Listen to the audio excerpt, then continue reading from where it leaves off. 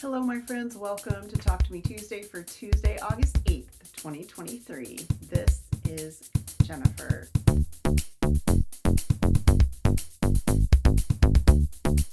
Right off the top, I want to say a very happy birthday to my friend Domine. I haven't actually seen her in probably a month, but I want to wish her a very happy birthday. Speaking of friends, I did get to see Jules last week. We spent Tuesday through about Thursday afternoon together, and then I had to come home and she was in town to see family, so I didn't want to interrupt too much, but she did give me a couple of very precious days, and I really appreciated it. I needed it.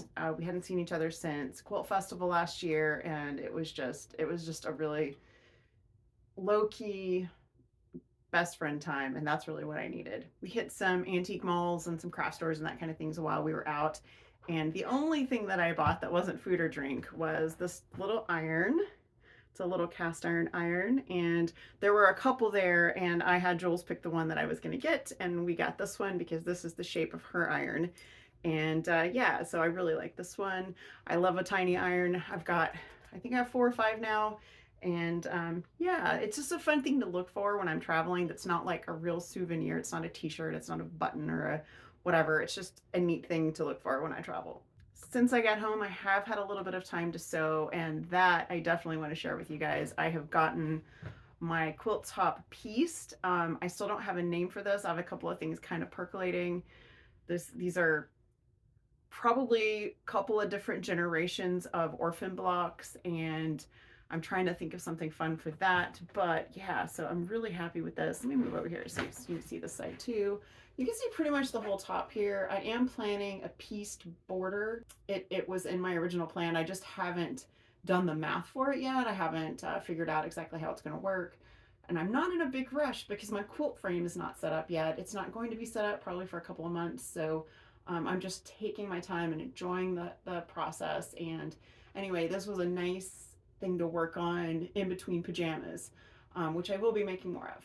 I think I mentioned last week that my husband had picked out some more fabric for some more pajama pants. He's actually cycled several out because he likes these so much. So these are our next fabrics. These are all batiks, and we got them at Thousands of Bolts. He picked out all of these, and yeah, so really great. This is actually the same print as the purple, but it's a nice burnt orange from my Longhorn fan. I don't have enough elastic to do more pants right now, so what I'm probably going to do is sometime this week I'll hit Joann's and I will get more elastic so I can get those made. The only other interesting thing I really have to share with you guys is I have been looking for a table to take to sew days. I had this plastic table that I'd had for like 15, 18 years that I bought for my very first retreat because we had to bring our own little table, and I used it for years for all kinds of stuff. It went to all kinds of retreats with me. When I redid my sewing room in 2021, December 2021, I stuck it behind my sewing table because I hadn't used it in a while. I hadn't been anywhere to sew. I put it behind there, and it hadn't moved in that whole time when we were getting ready to move. And I donated it because I was like, I haven't used this. I'm probably not going to need it. So I donated it.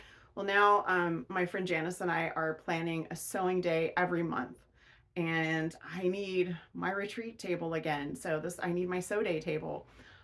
So I had been kind of keeping an eye out.